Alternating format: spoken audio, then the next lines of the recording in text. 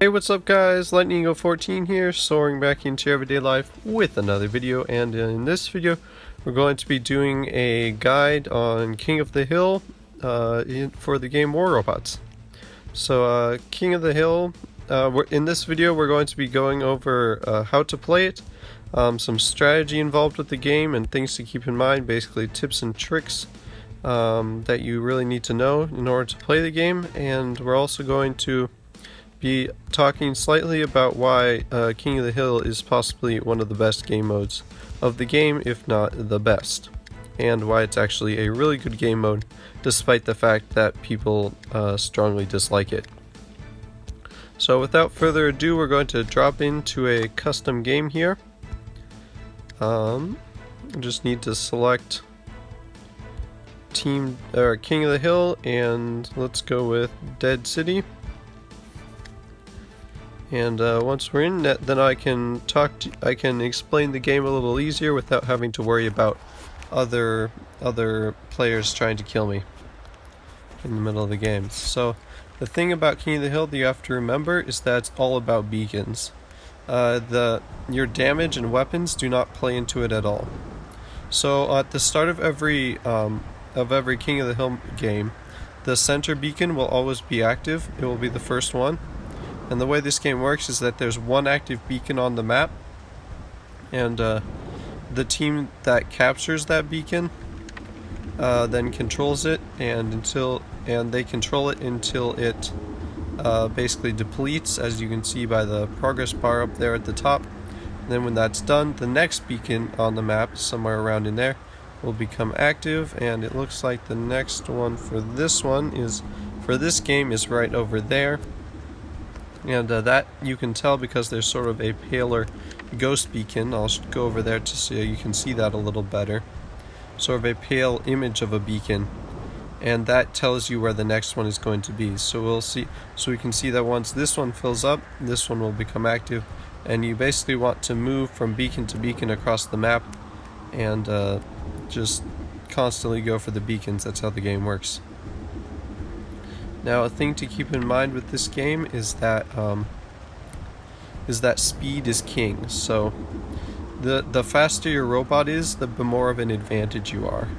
If you're running something like a Lancelot, which has a lot of firepower and a lot of health and defense, that's really not going to help you much in this game mode, because it's all based around speed and getting from one beacon to the next and capturing it quicker and holding it quicker than your opponents do. So another thing to remember is that this isn't like Beacon Rush. You actually have to stand on the beacon to get points. What we're going to call beacon points are basically the things you get that are added to your score at the end of the game and determines your rating. So unlike Domination and Team Deathmatch and really every other game mode, your damage and kills do not factor into it at all. It's all about how many beacons you captured and for how long. So that's something to remember, is that you have to actually stand on the beacon to get the points, and otherwise it will not really count. Another thing to keep in mind is that the more teammates you have on a beacon, the faster it will go down. So if you have another teammate helping you, that can be incredibly helpful and very useful as well. So that's pretty much some other things to keep in mind is that you really have to evaluate whether or not to actually go for the next beacon. So for example, right now the next beacon is over there, and it's pretty close. And it's closer to my home side, so it makes a lot of sense to go for that next beacon.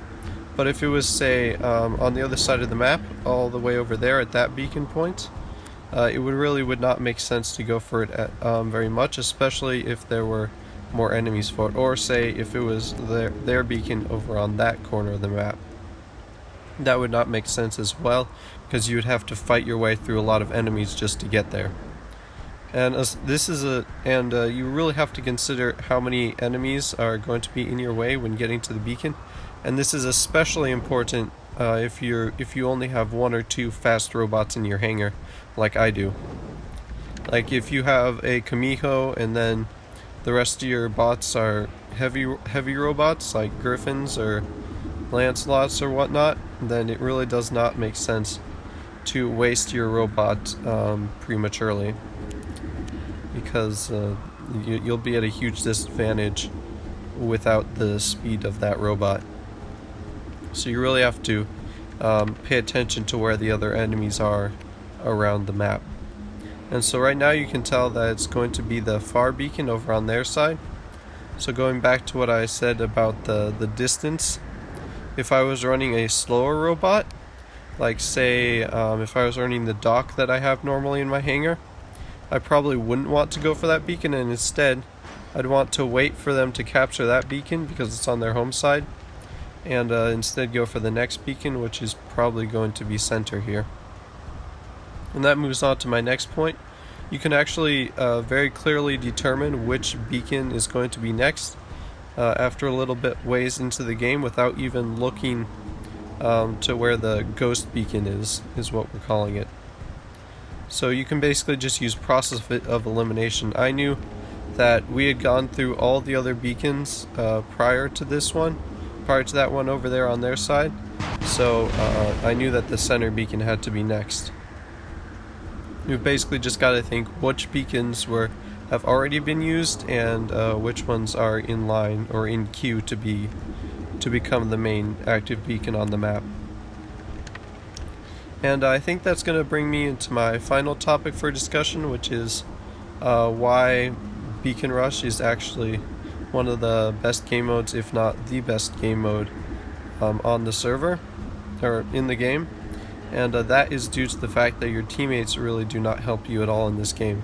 In the lower leagues, this is especially true. It's less so in higher leagues like Champions and things. But in my league, like Diamond for example, your teammates practically do nothing to actually help you win the game, which means that, and this is the key point about this game, it's very easy to get an incredibly high rating because most of your teammates are just ignoring the actual point of the game, which is the beacons. So you can actually get a very high rating and place very high on the leaderboards at the end of the game, which will rank you up into higher leagues very quickly. And I'm pretty sure this King of the Hill game is pretty much entirely responsible for getting me from Gold League into Diamond League, because of just the sheer number of times that I place first or second. 99.9% of the games I'm in, I am in the first place or the second place or top spot on my team, and probably 60% of that I am the top spot on my team. So even if you lose, you still get a high rating, which is very good for moving up into higher leagues, which, as you already know, increases the amount of silver you get from the chest things, and also your components and battle rewards chests that are available. I'm not sure exactly what they are called. Yeah, I think that's everything I wanted to talk about with this game mode here in the on the custom game. And now I think I'm going to cut to a game mode, a game of me actually playing King of the Hill, so you guys can get an example of what it's like to use all these strategies and techniques in an actual game. So let's do that. Alright, so we have spawned into some King of the Hill gameplay here, and as usual I'm dropping into my fastest spot first, which is what you want to do. So you can see here that the middle beacon is going to be active, but on this map there's really like practically no cover available for the center beacon, so I really don't want to actually go for that. And this is something you can do on pretty much all the maps, is you don't really have to go for the first beacon, the center beacon, because at that point everyone is going for the center beacon, and it's very easy to die from all the other robots that are rushing the same beacon. And it's especially if you have robots with a lot less speed, it can be good to just not go for the center beacon at all and only go for the... So we are taking heavy fire here, and looks like we've got robots moving in there, and they captured the center beacon, so I'm not sure if I should stay here or just plain leave. So this is another thing you've got to consider, is how many teammates you have around you. that are willing to back you up if there are enemies moving in for the same beacon. And especially since I'm at low health right now, I think I'm going to actually save my robot and go to the next beacon. I think that's the course of action I'm going to go with.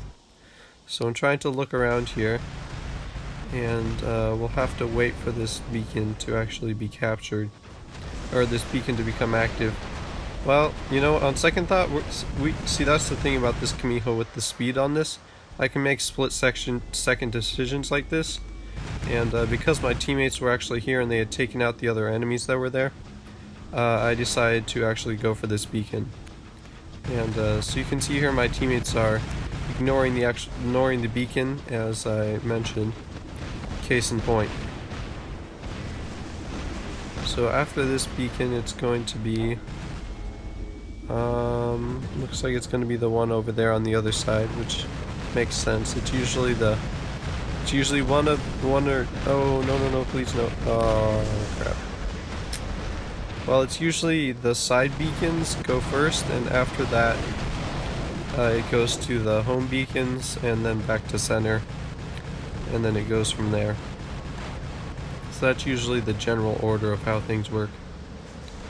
And looks like I do have a teammate here who is going for the beacon. Perhaps they're just moving around to flank the enemies. I guess you can't tell for now. But we are doing fairly good already. We are the only person so far to have actually stood in a beacon, and this person here being the second. So my guess is that it's going to be, well, I guess I can't tell, but it's definitely going to be either our home beacon or their home beacon, so we'll have to see. Oh crap. Please don't kill me. No, go away. Go away. My cat just tried to jump on me. Sorry about that. Let's see if we can do some damage to him. Alright. Alright, so which beacon is next? Oh crap. No, go away. I can't see because I'm pinned down here. This is an unfortunate situation. Let's see if we can do a little bit of damage to this person. Oh, is that a carnage? Yeah, we can take them out easy. Alright, we're good. So it looks... okay, so it's cycled back to our home beacon now. Which means center is going to be next. So I'm going to try and move to our home beacon, but we'll see if I can actually get there in time with the slow speed of this dock here. And we're already taking fire from Tempest and Mullets. Oh, no. Crap. That did not go so well. Let's drop in here with our plasma griffin. So knowing the order that the beacons have gone through so far, and seeing how many of them there are in middle, I'm going to go for this side beacon all the way over here, even though I know it's going to go to center next. Just because of the sheer number of enemies that are open in mid, I would take a lot of damage if I tried to go through mid to get this beacon at this point, and that's not something I want to deal with. So I'm going to go straight for this side beacon.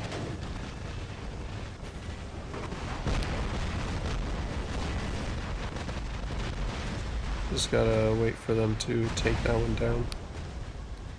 Yeah, looks like we might have enemies moving in from over there. Those people are too far away. But he's definitely in range of us. Oh, that's a carnage. If he pokes out behind cover for too long, I'm going to just wreck him. Because his Zeus is not very effective against my Tyrans. And especially if I shoot from cover like this. Oh god, no. So that's another thing I forgot to mention, is that you really have to be careful and position yourself well so that you don't take unnecessary fire from things like Hydras and the long range setups who like to camp these sort of beacons. Oh no! Oh my goodness. Okay, so it's gonna go to that beacon next. Let's drop into the Griffin.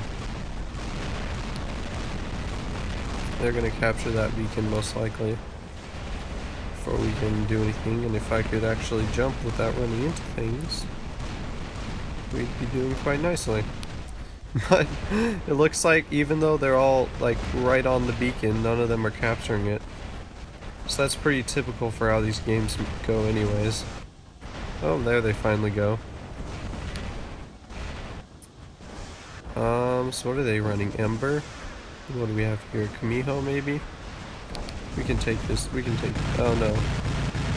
They're running Ember. No, they're both running Ember? Oh goodness gracious. This is not a good situation. Come on, my dude. Let's fry him. Yes. Oh, no. No, what is that? Okay. It's okay, we're good now. Alright.